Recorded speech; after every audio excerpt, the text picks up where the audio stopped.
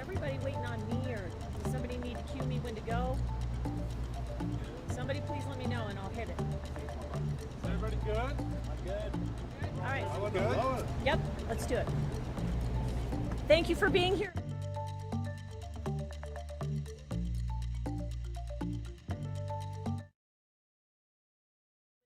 Sheriff's Office. That's J-A-C-K-I. Kelly is K-E-L-O-E-Y. The updates are that we are now saying that the shooter is a juvenile male. We're not giving an age yet. The weapon used today was a handgun, a revolver handgun. We did determine that we have multiple scenes at the school. We have some scenes inside the school where some shootings occurred, and then outside the school as well. So several crime scenes to process, and lots of people to interview. There were a lot of kids inside the school who saw it, heard it, witnessed something, so we'll be tied up with those interviews for some time. Obviously, we're going to focus on that suspect's home, his car, his locker, all the things that we need to do to find out more about him and maybe why this happened. We were asked a question about explosives, and there's no reason so far for us to believe that there's anything related to explosives involved in this. Any writings that might be out there, anything on social media, we just don't know those things yet. Reunification went, I don't know if it went really well. It was bumpy because we had kids running in every direction, to the library, to the substation, to a couple different schools. Once we got that organized, we're down to about 20-25 students left in reunification. So if you are a parent who's still not been united with your child, we want you to do that. And as soon as reunification is done, we will open up Highway 73 and Highway 74, and so you can move about through downtown Evergreen again. FBI's evidence response team is here, and they'll be assisting with the crime scene. ATF is also here, and then so many jurisdictions, I can't name them right now, a couple hundred. And just to verify, all three that were transported immediately from the school sustained gunshot wounds. And we think that that's it. There have been some talk about a fourth transport, and we just haven't been able to nail it down. I don't know why, but that's where we're at. Jack, yeah. Status of those three, are they still critical? Last I heard, still critical. Any other questions for me? Have you had any contact with the parents of the alleged shooter? I believe parents for all victims and suspects are identified, and at least initially there's been some conversation. You say that the shooter was shot. Can you confirm again, was that by law enforcement? Was that self-inflicted? Was that on school grounds? The shootings, all shootings occurred on school grounds, some inside, some outside, thus the variety of crime scenes. Law enforcement did not fire a weapon today, and the suspect does have gunshot wounds. Did law enforcement tackle the shooter at all? Not that I'm aware of. Not that I'm aware of. Did the shooter attend Evergreen High School, or is that not clear yet? Is the shooter from Evergreen High School? Yes, or from another school. That's what I was told. It's a student at the school. Does the shooter know the other two individuals? We haven't been able to talk with the shooter. We're going to have to do some of that hard work ourselves. We have a lot of kids to interview. That'll probably help shed a lot of light on relationships and acquaintances. Jackie, you mentioned that the parents are at the hospital with the shooter. If you're in the process of getting a search warrant, are you allowed to go in that home without the parents there? Will you enter the home without them being there, or will you wait for them to return? Once we have a warrant, we're going to do the work we need to do. Whether they're, I'm sorry. Sorry, can you finish that? Whether they're there or not? I don't know what the warrant says. I don't know what's in the affidavit, but we are going to do the work that needs to be done. Certainly, I'm sure we'd like to work with the family, but we'll do the job we have to do. Jackie, you said earlier there were hundreds of witnesses, but two shot. Is there any indication that this was targeted or random or? All of those are still possibilities on the table. We have 3 people who are shot. We have 1 suspect and then 2 victims. Okay.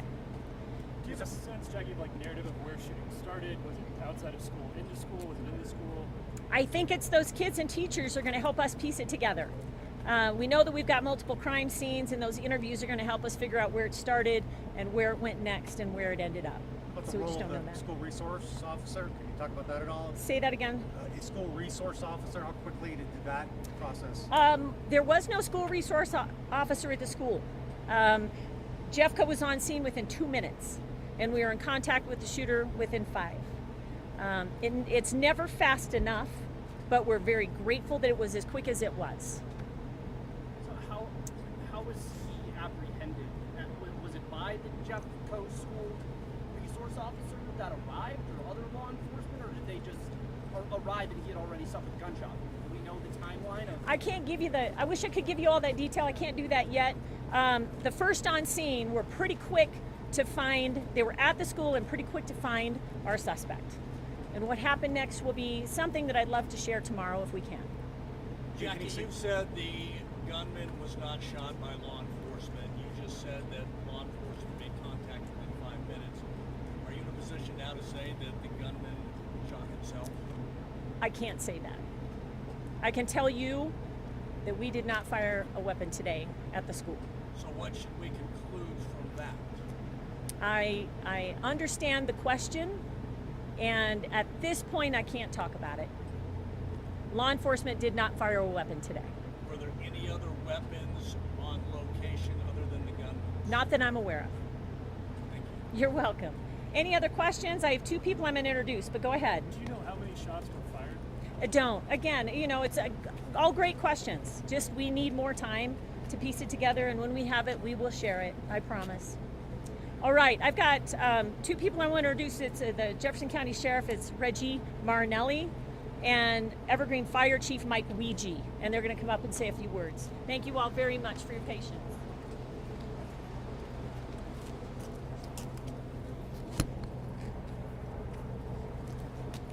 Good evening, everyone.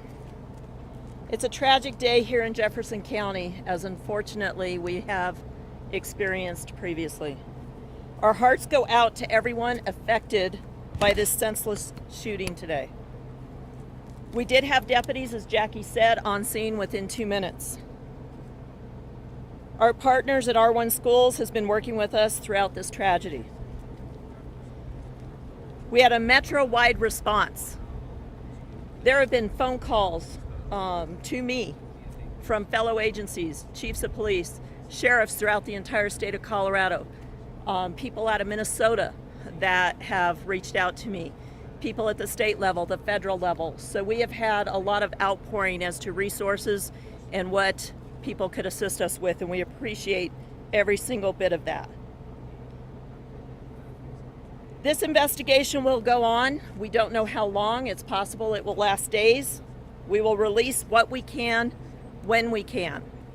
The one thing I want to make sure that our citizens are aware of, We at the Sheriff's Department, this was our community. This was our people. This was our kids. We work with our citizens each and every day. We work with the kids in our schools each and every day. This affects us. I do want to stress to the citizens, please do not come just to look. Let us do our jobs. If you own drones, please do not put those up in the air at this point in time. We need to be able to do our jobs with the equipment that we have. And we ask that you refrain from doing that so that we can use our equipment in the proper manner to do the job that we need to do that's necessary. So on behalf of the Sheriff's Department, our hearts go out again to everybody affected by this, to our community. This is not just the people that affected today, but to the people that have been affected previously, where this is going to bring up some of what has happened in the past. A lot of care and concern for anybody and everybody that this affects. Thank you.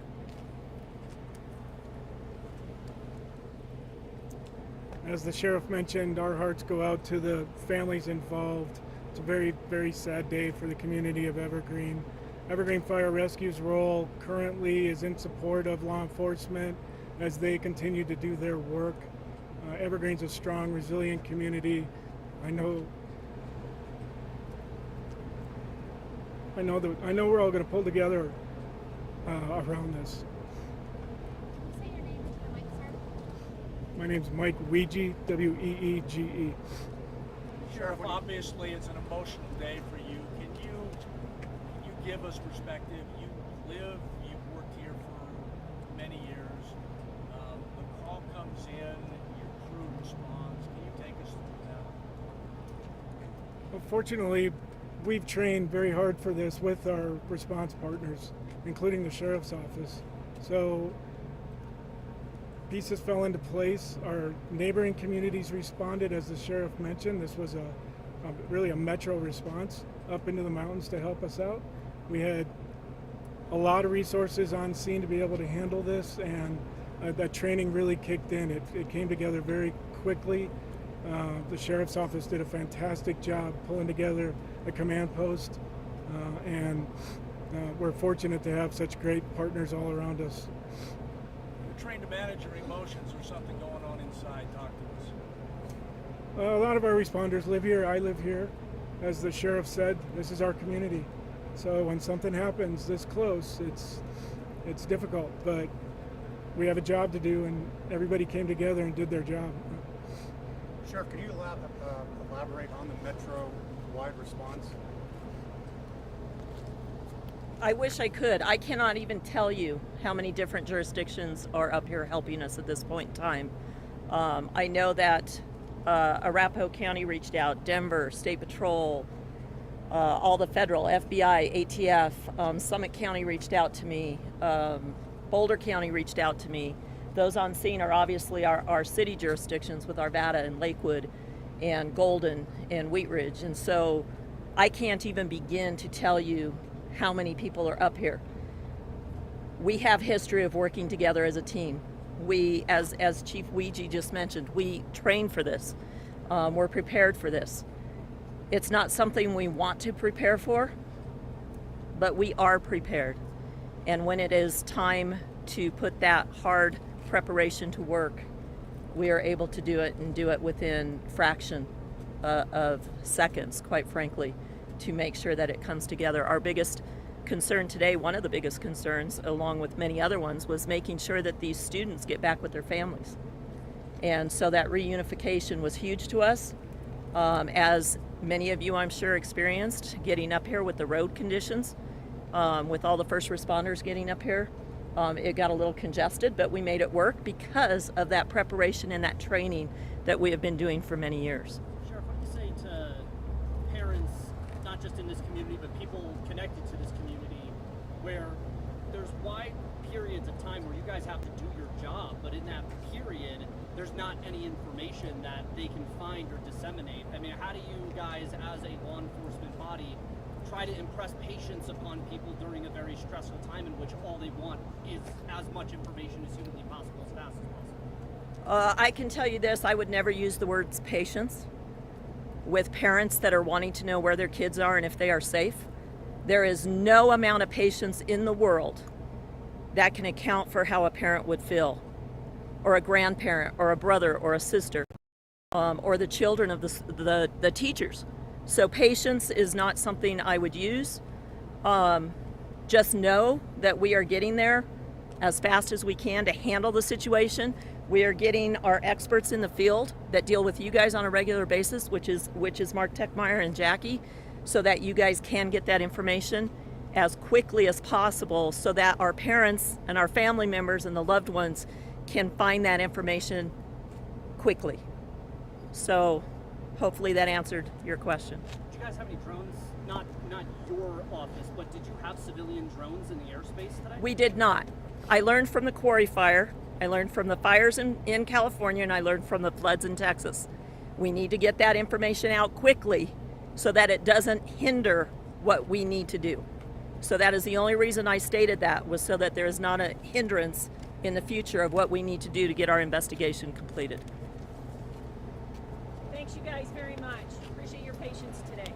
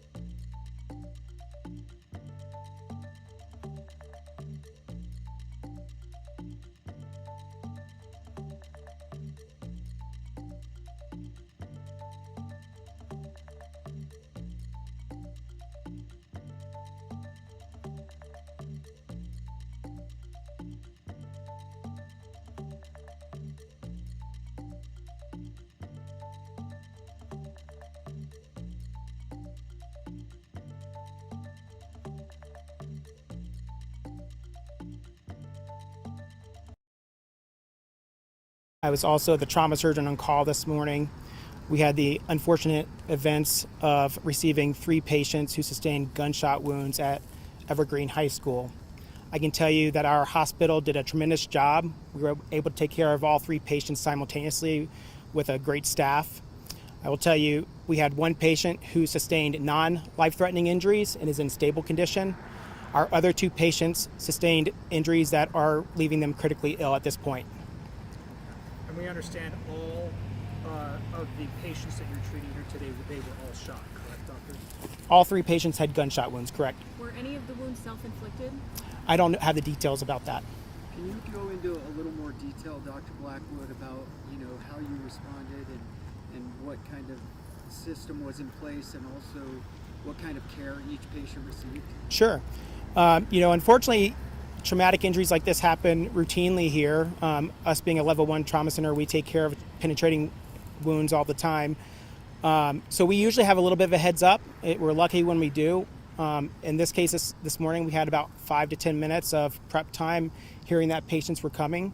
We weren't sure exactly how many patients, so we prepared for multiple. And that allowed us to take care of the patients very quickly when they came in. We have a big team that responds to incidents like this. The whole hospital, kind of shifts gears and is ready to respond to any number of patients that present. So we have a great ED staff, a great trauma team, lots of providers who show up and are ready to take care of patients as soon as they arrive. In this case, we received 3 patients kind of simultaneously in order, a few minutes apart, and we had a team that was prepped and ready to go. Did they all go into surgery right away? Can you tell us anything? No. All 3 patients came in to the emergency department first, where we could assess them and decide what they needed. Are there any that had multiple gunshot wounds?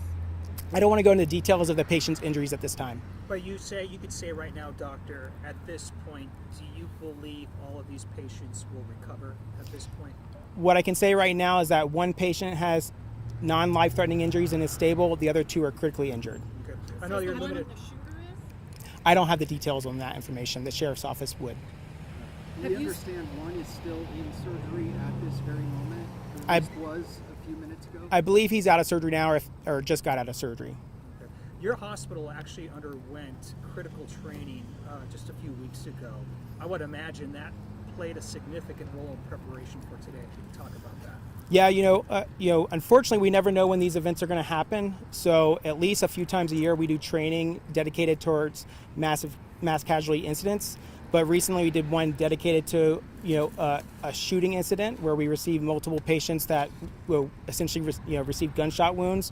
This was just a couple weeks ago. So that routine practice always allows us to be better prepped for when these things occur in real life. Unfortunately, they are going to happen at some point, and we want to be ready when they do. So the families are here, I understand, of some of the students that came here. How do you personally prep yourself to talk to these families, to let them know how their children are doing? It's really hard. I try and be straight and to the point because I don't want to beat around the bush about what's going on. But, as a father myself, I can put myself in their shoes and kind of understand what they're going through. And I just try and be supportive and caring to them in this time. Unfortunately, these events don't just affect the patient, it affects the families, the friends of the patients, the school, the community, and we want to be mindful of all those people. So you're the trauma director here, and you actually happen to be on call today. I am. What's going to happen from this point forward? With regards to the patients, to the patient care, and for maybe the care of the staff. We're going, as far as the patients, we're going to keep supporting them with whatever needs they have, in the coming days to weeks. As far as the staff, we try and be supportive of staff. An incident like this can be really stressful and can make the staff, sad and depressed. And so we want to support our staff as well. We've already had a few meetings afterwards to make sure the staff is doing okay. I'm sure we'll have more in the coming days. Have you been in touch with every family member of the 3 victims or the 3 people here? All family members have been updated. Is it difficult in a situation like this where you have one perpetrator that you're treating, so to speak, and then victims, and how you treat those families and keeping them separate and that sort of thing? Are you also trained on that? We do have training on how to deal with those things. Luckily, that's not something that we have to deal with often, but we work as a team to give the patients what they need and to be there for the family members. How have you worked with the Sheriff's Department and the other responding agencies in a case like this? So, the Sheriff's Department and all the agencies like EMS, fire, participate in these drills that we do. So, we have protocols aligned for how we communicate with each other and help control the scene, all these things. Luckily we've practiced for this, and the Sheriff Department has been a great partner today in helping us through this incident. How long do you think the patients will be here? Hard to say at this point. I know you say you train on this, but it must be more difficult when the patients are juveniles, young people, kids. Talk about that and just the trauma of that for your staff and how you'll treat that. It's always hard, honestly, with any age patient when something like this happens. It's unexpected. It's shocking to the patients, to their family members, to the community. We work really hard on just being supportive, not just medically, but in any way possible. Have you worked on patients who've been involved in a school shooting before, Doctor? We have. Can you explain to viewers what a level 1 trauma center is and how it's different from other hospitals? Sure. Basically, a level 1 trauma center is one that is equipped to taking care of the most severely injured trauma patients, the ones that have the most complex issues, the most complex needs. We go through lots of requirements to make sure we are up to speed and doing the things we need to do to be that level 1 trauma center. We work with both the state as well as the American College of Surgeons to make sure that our hospital is doing everything possible to be ready for events like this, or honestly any traumatic injuries. Can you speak a little bit more about the 2 patients who are in critical care? Are you anticipating them continuing to be in that critical care for days, weeks, possibly? What do you know about them? Right now, I don't really want to give any more details about their where they are right now as far as their situation. I know your information is limited on what you can disclose about the patients, but can you say if they were they're awake right now, or if they were able to talk to mom and dad? I don't want to go to any details about the patients currently. Can you speak to the setting inside? We can see that there's a lot of officers here. Are law enforcement officers talking with patients? Are they filling the holes? There's definitely more activity inside the hospital, and it's I wouldn't say it's in any way disrupting the scenes. The law enforcement officers are being very mindful of the other patients we're taking care of inside, but they're being available as we need them. How do you navigate when there are so many different agencies responding to something like this, and you're getting new information all the time. Does that impact your care and your procedures? It doesn't impact our care. Basically, we're going to take care of patients as they arrive for whatever they need. It's good when we have extra communication with people outside the hospital about what's coming in, but we're going to take care of patients the best we can, no matter what. I have maybe one more question. Have you spoken with police? Have you? Our hospital has been communicating with the sheriff's office kind of consistently through this whole event. And are you expecting police to stay here through the night? That I'm not sure about. Thank you so much. Thank you, doctor. Thank you, guys. We appreciate it. Thank you. Thank you, doctor.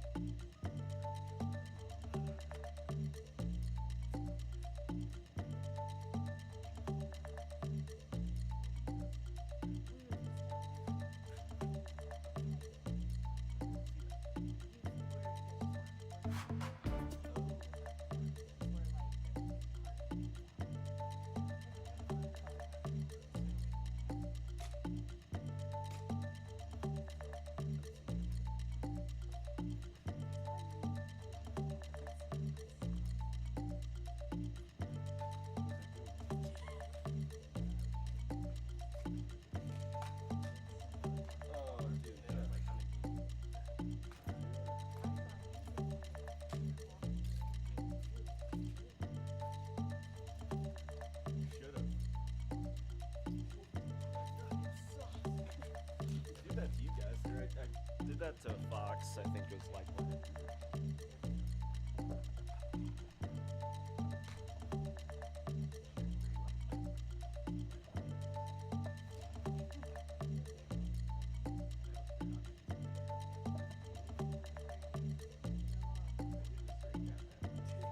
I recommend it. Mic check us. Mic check. 1, 2, 3, 4, 5, 6, 7, 8, 9, 10. How are you? You're good? Okay. No white tip.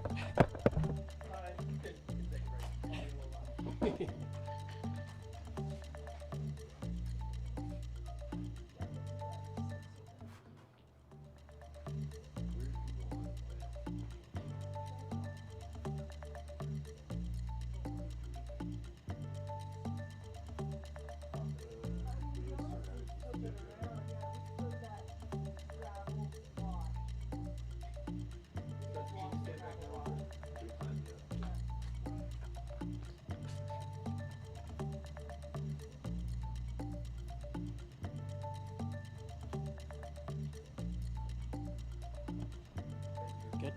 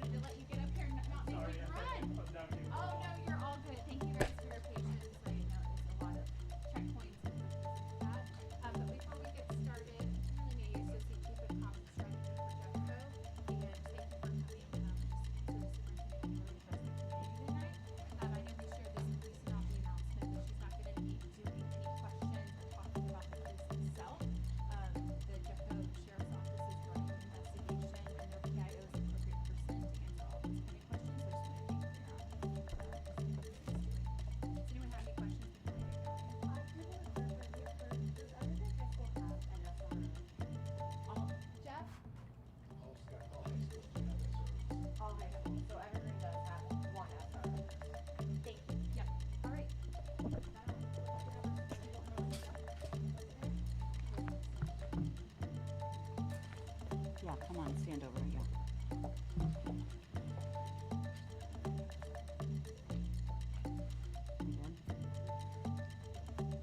We good? Okay. Earlier today, violence touched our Jeffcoat community when 3 Evergreen High School students were involved in a shooting. 1 as the assailant and 2 victims. I am devastated to share this news with you, and I am also angry. No child should ever face this kind of danger, and no community should be asked to absorb this kind of pain. As Jeffco superintendent, I am angry, and I am heartbroken. I am also resolute. Jeffco Public Schools will continue to do everything in our power to ensure that our schools are safe, places where students can learn, grow, and thrive, free from fear. But we cannot do it alone. Safety requires vigilance, partnership, and the unflinching belief that our children deserve better. We cannot pretend that this is just another tragic incident. The pain of this incident reopens old wounds. I know there are many in our Jeffco community hurting and grieving tonight in Evergreen and beyond. My heart is with our entire Jeffco community tonight and all communities across our nation who have been tragically impacted by senseless gun violence. The urgency it demands is undeniable. Student safety is not an abstract issue in Jeffco. It is the most important responsibility that we hold. Safety is our #1 priority every day, and yet here we are once again grieving with a community over gun violence impacting our students, our staff, and our families. I am grateful for the swift response of the Jefferson County Sheriff's Office and other local law enforcement agencies who continue to lead this investigation. I am proud of the tireless work of our own Jeffco Department of School Safety teammates who remain vigilant, prepared, and deeply committed to protecting our students. I want to thank our committed and dedicated school leaders, educators, and staff members who also put safety at the top of their daily priority list. And to our Board of Education standing here with me tonight, and the many elected officials at every level, including our governor, Governor Polis, who have reached out to support us in this moment, I say thank you. But we all know expressions of support, condolences, and even gratitude for those who express those are not enough, especially for those loved ones who are impacted. Tools like Safe to Tell are concrete, actionable, essential, and valuable to us in keeping our students safe. And in Jeffco, we will continue to advocate for every single tool available to keep our students safe. The nation is tired of statements filled with platitudes of thoughts and prayers. What we need is courage. What we need is the collective will of our entire community. Violence involving our young people should never be normalized, and we must face the difficult truth that too often it is. To the students, families, and staff of Evergreen High School, those most impacted today, we stand with you. To the broader Jeffco community, we must act with urgency and unity to make sure that the violence we witnessed today does not define tomorrow. Our children deserve nothing less. I know there are a lot of questions. We will continue to work and collaborate with the Jefferson County Sheriff's Office as they conduct their investigation. Following this press conference, Jeffco will continue to communicate with and do everything to support the Evergreen community.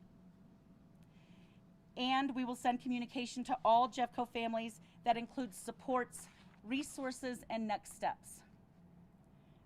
We are committed. I am committed to caring for our Jeffco community during this time of tragedy. We are a united Jeffco Public Schools. Thank you.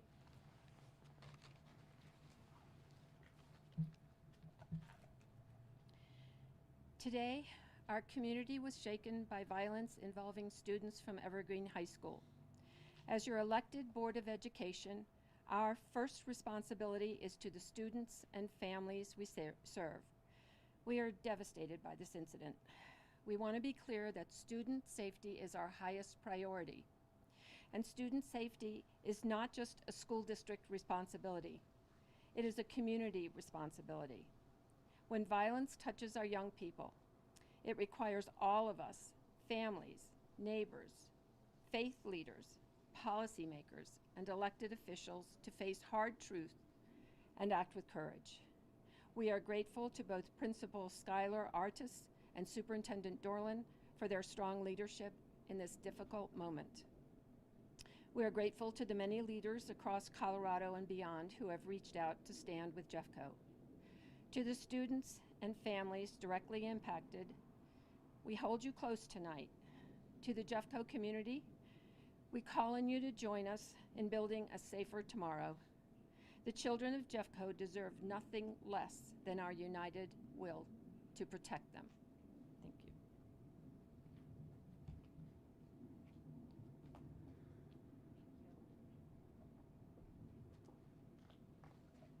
Thank you for being here.